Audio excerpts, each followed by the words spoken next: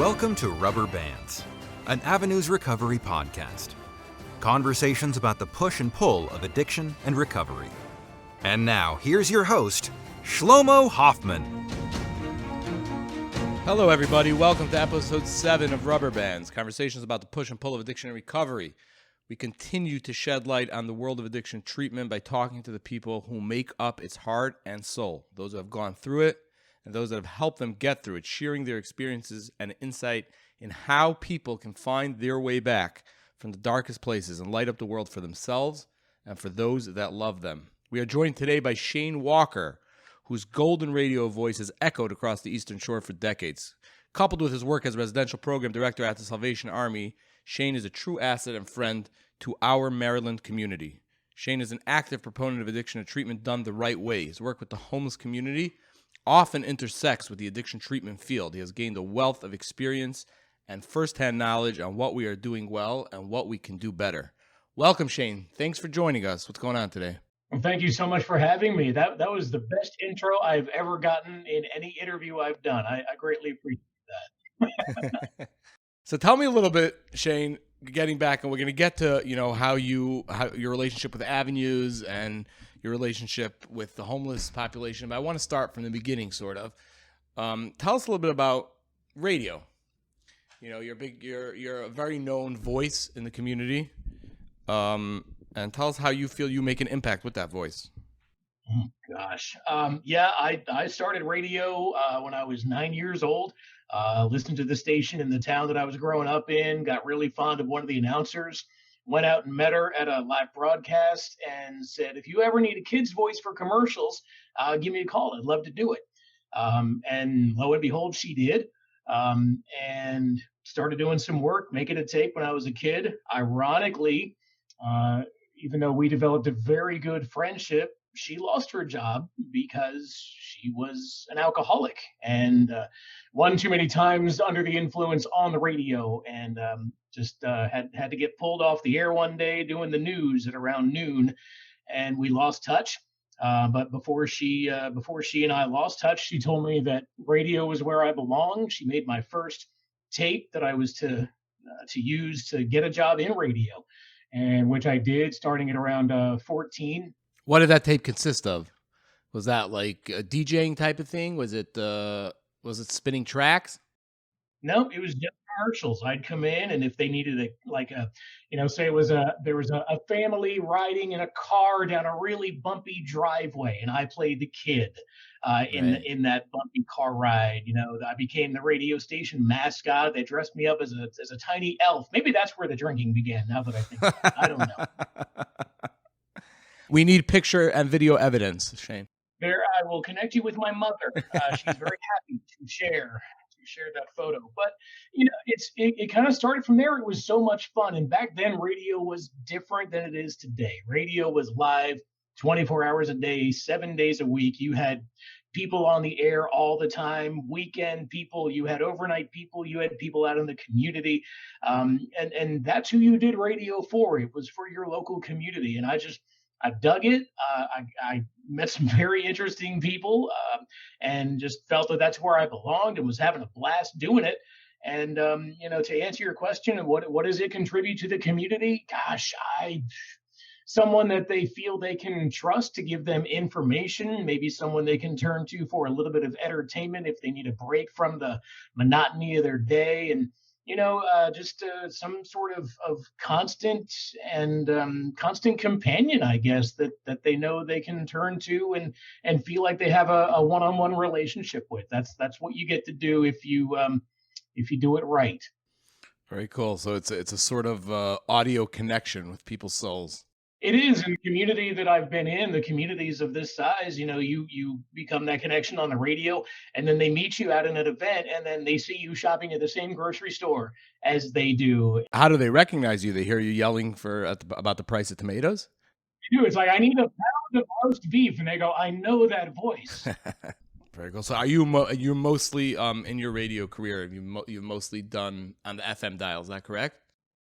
FM radio, morning shows, afternoon shows, overnight weekend shows, but it's always been playing the tunes and giving entertainment information, giving local community information. Did a stint when I was in high school. I would get up and go do the morning news on the radio station. Then I'd go to school. Then I'd leave school and go do the afternoon drive music stuff, and then did that for a while. So a little bit of everything, not much in the way of sports because I can't talk about what I don't know.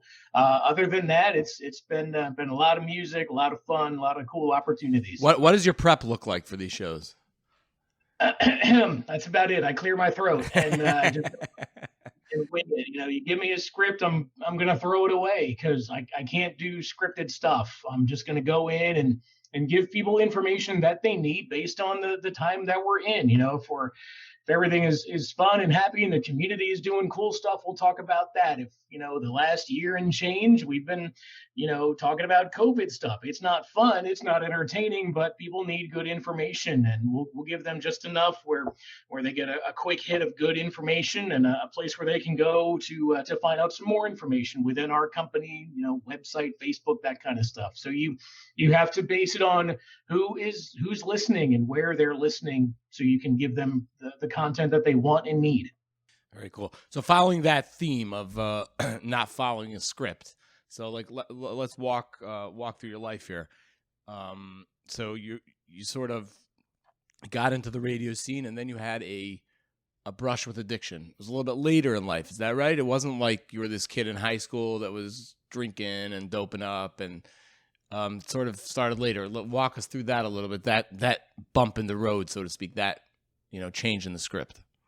Yeah, it did. I remember being in high school and hearing the guys in class talk about the parties they were going to have every weekend. And I'm going to get the vodka, and I'm going to get the beer, and I'm going to drink this. And I remember thinking, I knew I had work to do that weekend. I'm like, how is this appealing to people? How is this entertaining to people? And they'd go and they'd do their partying, and then they'd, come in Monday looking like they'd spent all weekend partying. And I'd hear about that, and it just never appealed to me. And it was later in life, and I can't really pinpoint, the moment. It's interesting. So it wasn't because of the party scene. It was more of an escape. It was more like you were going through stuff. You were struggling with stuff. I'm thinking maybe it was escape at first, and I don't blame really anyone or anything or any scenario, because I ended up making the choice every time I went for the drink, and I went back for the drink, and more and more and more. That was my choice. But maybe it was to escape being on all the time. Maybe it was to escape the radio persona and try to be somebody different. I don't know why. I really have no problem doing what I did on the radio for so long. Right. I had one relationship that went very, very awry. That definitely caused my drinking and self-abuse to kick into a much higher gear, dealing with a lot of self-worth issues and such surrounding that. But I can't really pick one particular instance. This happened, and then I was an active alcoholic. I really can't put my finger on it. But man, oh man, I got into it, and I got into it big, and was a functional alcoholic up until the moment I stopped. So did it ever could get you into trouble at work? Like, did you ever say something that you wanted back on the microphone? How did that work out? No, it never. Only one time did someone say you smell like you've been drinking. That was really it. I'm sure people knew, but it didn't affect my performance enough to where I had to be pulled away from it. Right. And it's not like you can, and don't think that, that means you can control it. I can, no, no, I'm sure I was not fooling anybody, but no, it never in life with the law, nothing had ever really got me into any serious trouble. So what turned on the light bulb for you that you needed to change it around? You were functioning, you were married, right? With a child, everything was working out. You weren't messing up at work. It's just, what turned on the light bulb for you that, like, you know what? I got to stop. I gotta fix this. Well, it was my wife. I woke up from a nap one day. Our son was 6 months old. and she said, rehab or divorce. And we decided very quickly that we couldn't afford me to go to rehab and leave my work, because I was a big contributor to the family budget. So August 15th, 12 noon, I went cold turkey, gave it all up, held on to my kid, and cried for a long time at the very thought of not having him around, and said, okay, that's it. And I've not looked back. I've, knock on wood, I've not relapsed.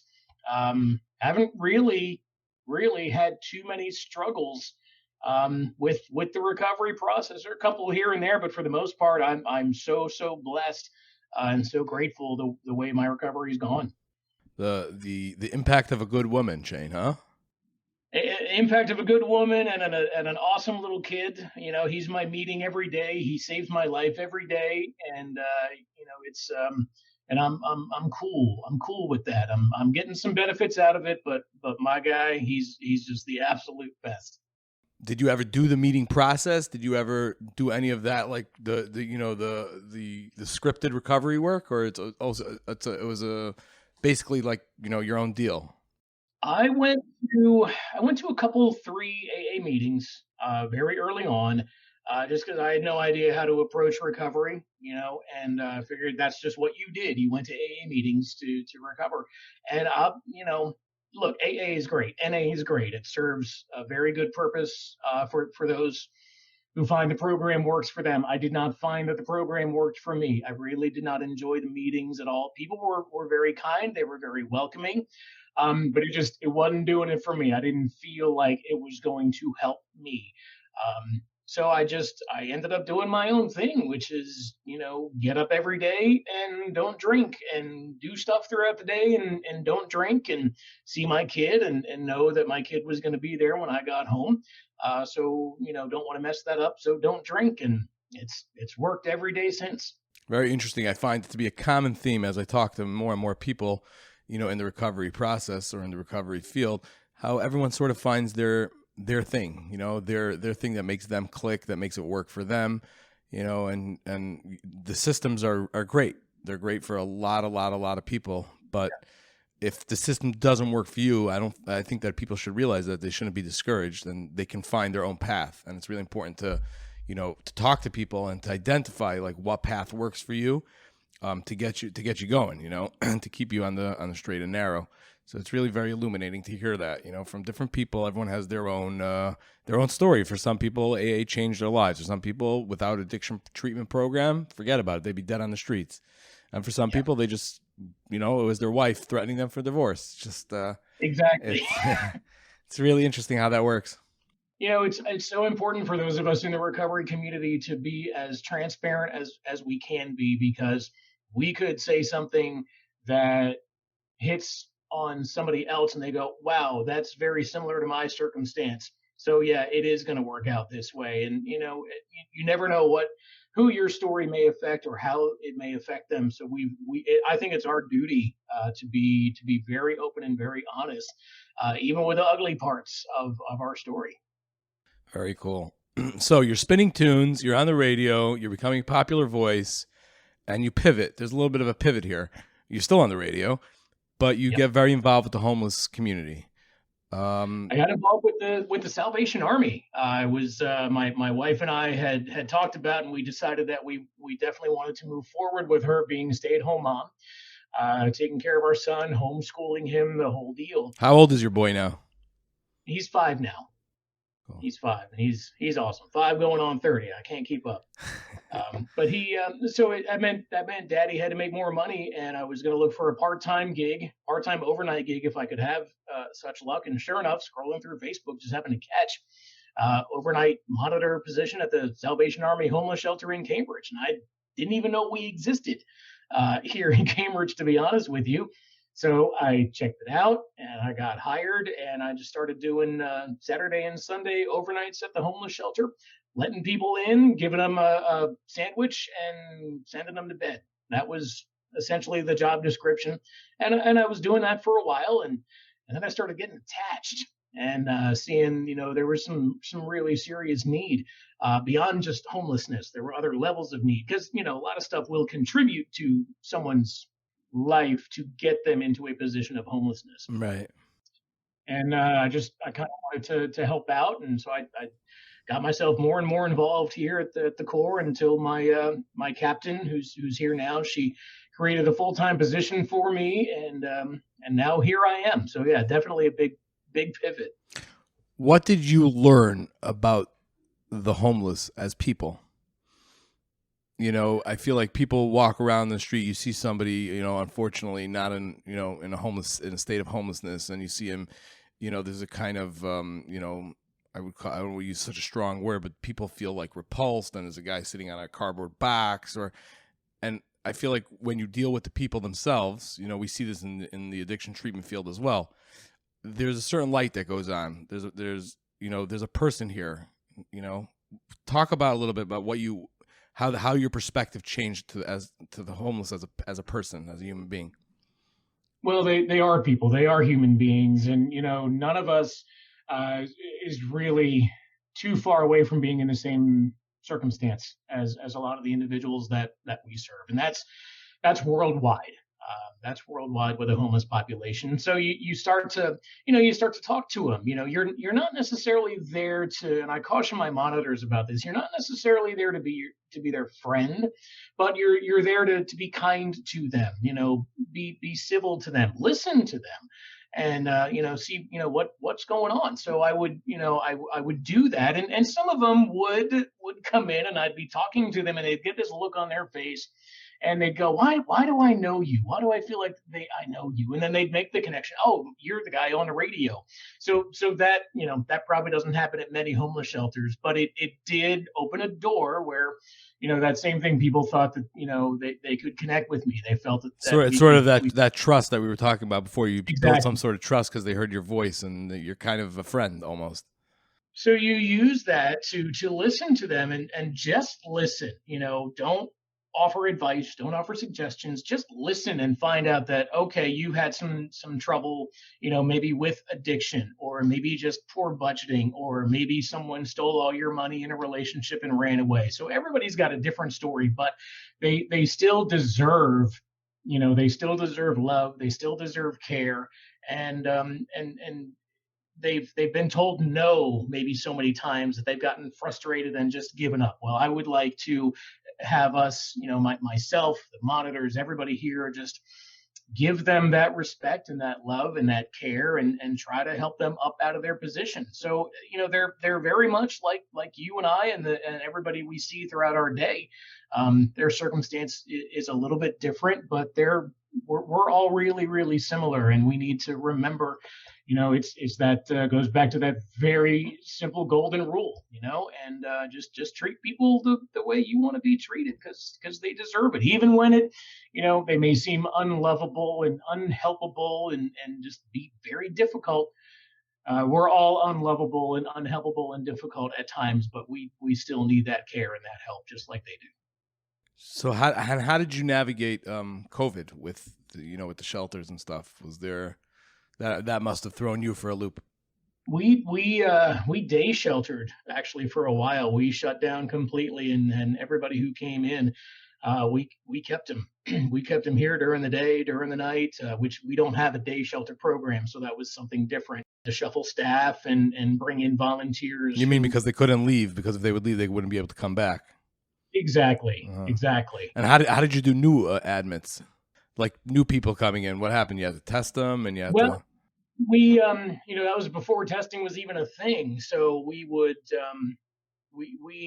I think we actually shut it down completely for a while, and some of the guests that we get come from other agencies, so they were already housed. They were already in a position, and eviction moratorium started to be a thing, and people, for the most part, ended up staying put where they were.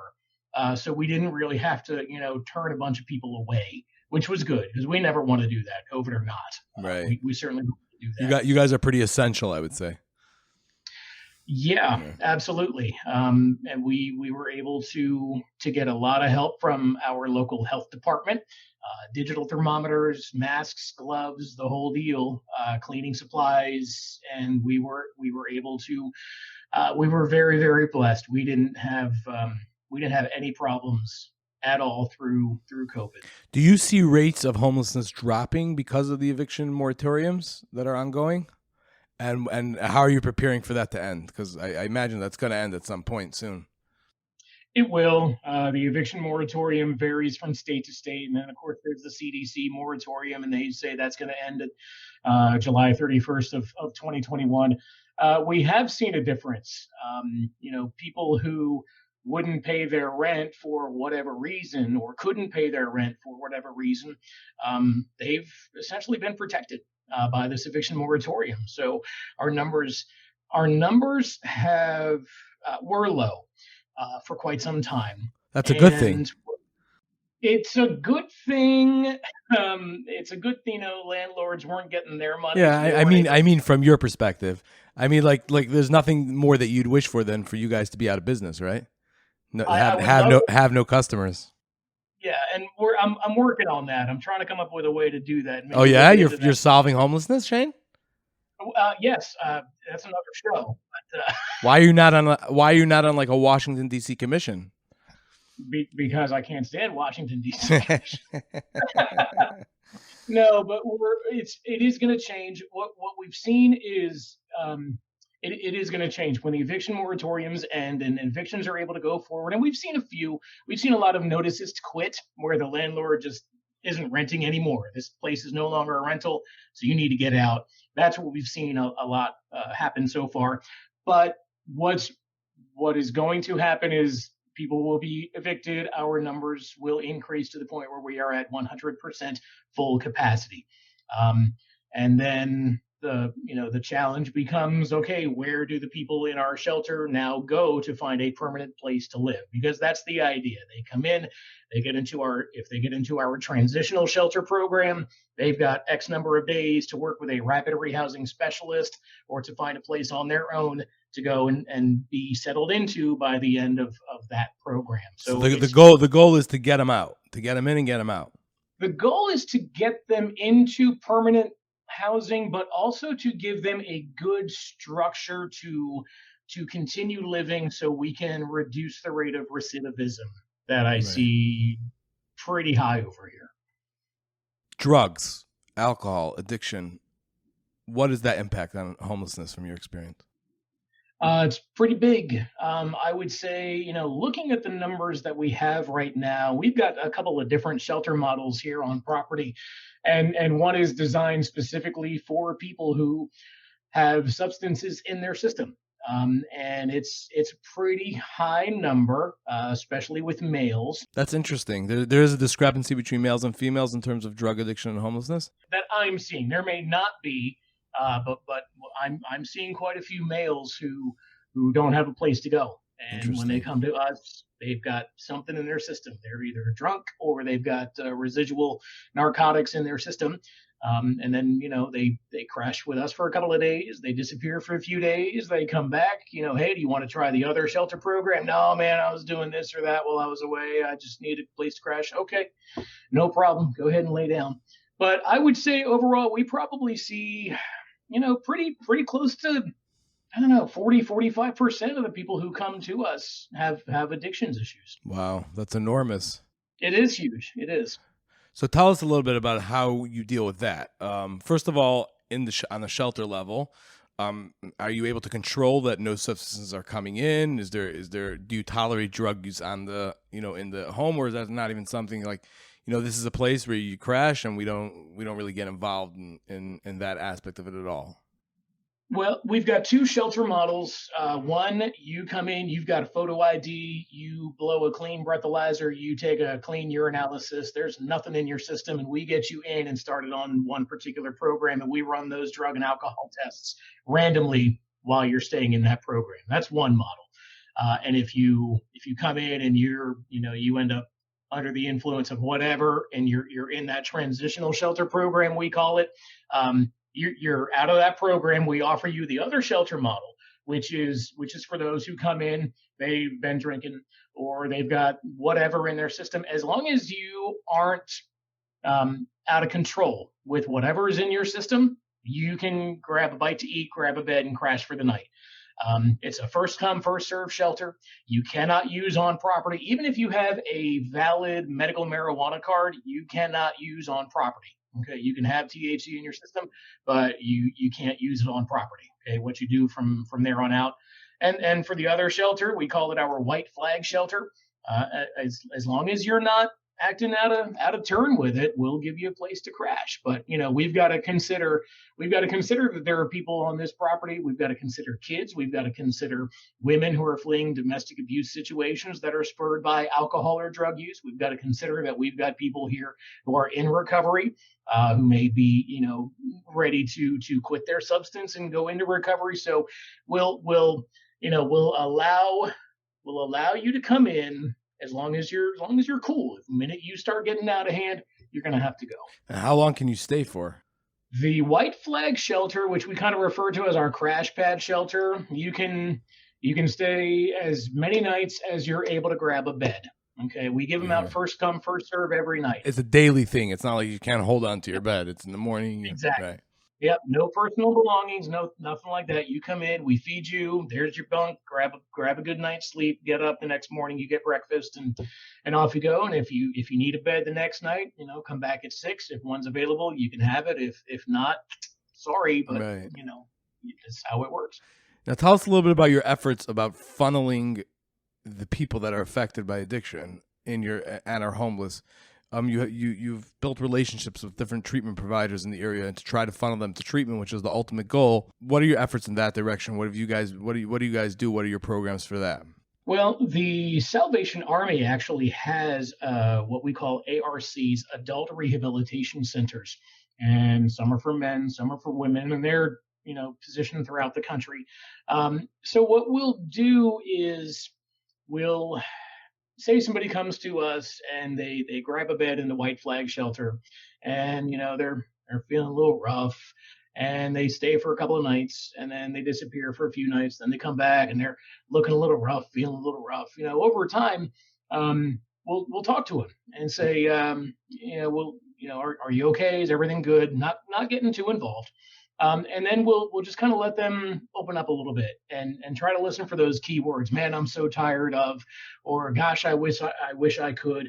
When they show they're ready to make a change or they want something to be different, then we'll step in and go, well, listen, there are some resources in the area that could help you out. What would you like to do? And let them answer the questions. Don't push things on them. As great as these programs are, you can't push it on somebody. They have to be willing to make that decision themselves. So we'll engage them and just kind of let them talk to us, let them share. And from there, say, okay, well, there's this program or there's this program, depending on, what they want treatment for, where they want to be in the country, that kind of thing. And just, and from there, kind of help them through the process. They couldn't take the phone number to an agency and make the intake appointment, all that themselves, or we can offer to help them out. Hey, I know a guy who runs, the intake program at Avenues here in Cambridge, or I know somebody who works on Avenues at Prince Frederick. Would you like to make a phone call and talk to them and let them lead the dance? You just kind of help them out as they go. Was there ever thought to bringing in addiction interventionists and specialists into the home to talk to the people? Is that something that you guys do or something that you've thought of? Sort of bring it to them? We've started to talk about that with some area providers. We do have a what's called a recovery and wellness center here in town. It's not a rehab clinic or a recovery clinic, but it's a resource for people who are trying to rebuild their lives again. So they've come in and talked about eviction prevention. They actually have like Narcan kits and that it's alcoholism is in there, but it's a lot for drug use. Right. So we've partnered with them. They've come in and done a couple of. They're actually doing a resource fair here with us in the not too distant future. And when Avenues Cambridge, Avenues of the Eastern Shore was starting to build, I was fortunate enough to begin communicating with a couple of members of the team, and that's something that we talked about. So it's in the works of having counselors, having peer support come in and do outreach clinics, for lack of a better term, for those Right. here at the shelter and those out in the community. So we can maybe try to help people before they get to the point where they're experiencing homelessness because of their addiction. Very cool. So you have a lot on your plate. A little bit. When's your next show, Shane? Every weekday afternoon from 2 until 7 Eastern time. Give us a segment. See, I don't rehearse. I don't script. Just make believe you're in front of the mic. What are you selling? Blake Shelton and Gwen Stefani got married this weekend. Turns out their wedding cake has a lot of sentimental significance to both of them. I've got the details after the new Luke Combs. That's great. What are the details? Now I'm curious. Well, you'll have to tune in this afternoon to catch the radio show, and that's when you'll find out. Are you available on online? Can we hear you online? Chesapeake Country 1063.com. There's also a mobile app. Are you guys on the iHeart app, like the iHeart Radio app, or no? We are an independent company owned by Draper Media. WBOC is the lead station. They've got TV and radio properties, but they keep it local. Give us a final message to people who are, want to get involved, want to help, homelessness, addiction, getting a message out, etc. What would you tell them? First, what I really want to make sure to get out is to the addiction community. If you're thinking about kicking your addiction, first of all, you're a rock star even for thinking about it. Second of all, it's okay to be scared. I did not expect the tremendous wave of fear when I made the decision to stop drinking. And it was a gigantic wave of fear, and it would crash over me over and over and over and over again. What were you scared of? The unknown. I spent so many years being a functioning alcoholic. I mean, I had mixed drinks prepared in every room of my house, so that wherever I was, I had a drink ready to go.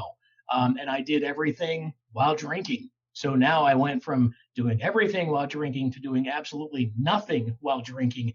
How in the world could I possibly do anything without a drink? It was terrifying. It was absolutely terrifying.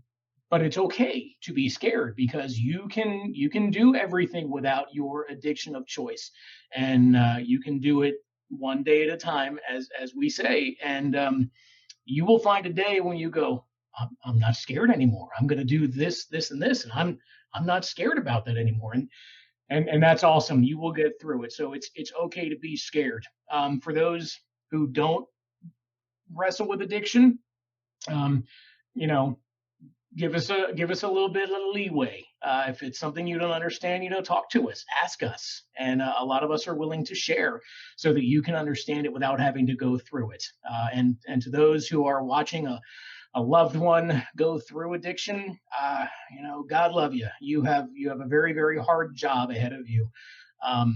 They do have to make the decision themselves. They really, really do.